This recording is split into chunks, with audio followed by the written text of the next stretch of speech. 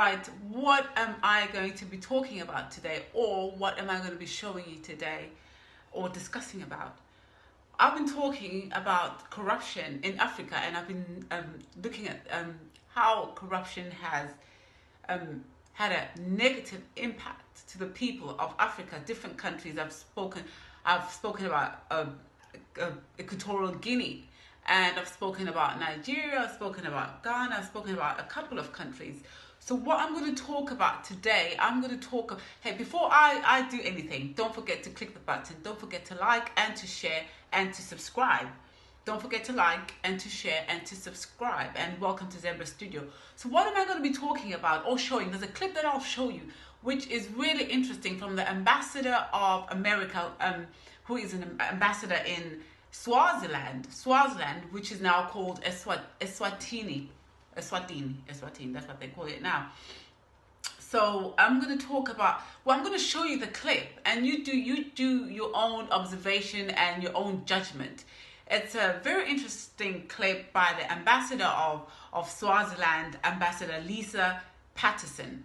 And he actually, I think he's sitting, I'm not sure whether he's sitting with the journalist from Swaziland, where they're asking her about her, about what she's been doing in Swaziland, how everything has been going, and what her concerns are. She really gets into detail about the constitution, about Section 9 of the Constitution of Swaziland, like Section 9.1 and Section 9.2.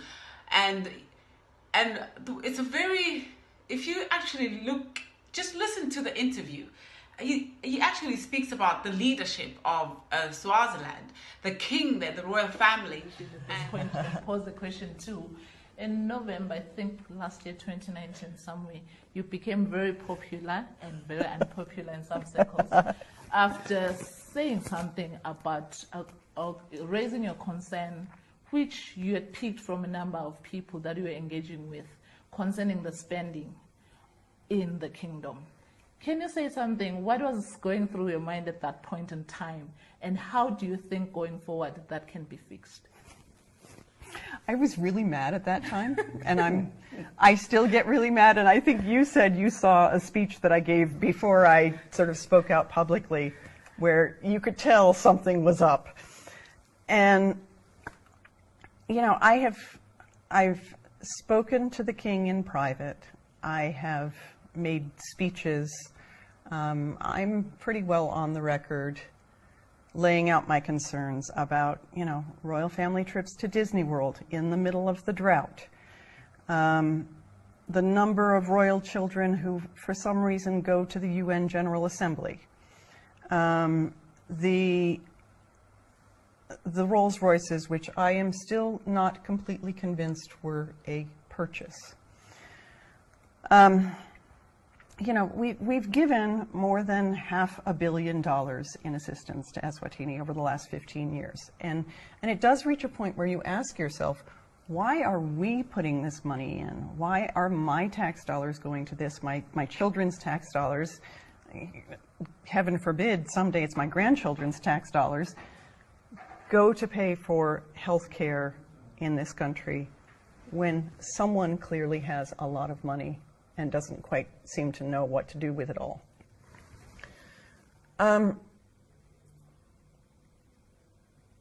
Some of the takeaways for me from the cars. We had a lot of conversations with people, all different walks of life, grassroots people talking to their grassroots community, people very close to the palace. And there was anger, there was disappointment, there was, I think one person said they felt abandoned. And I thought that it was a golden opportunity for people to mobilize and try to get something out of this moment of collective anger, anguish, pick your word. And nothing really happened. And I think you're going to see another either gift or purchase that's going to raise that ire again. And so I will just put in my 2 cents now, and people have heard this privately, so I'll say it publicly now. 2 things that I think could help Eswatini, and this is a space where people could advocate. A law on gifts. Every developed economy in the world places limits on what their government officials can accept. Even monarchies.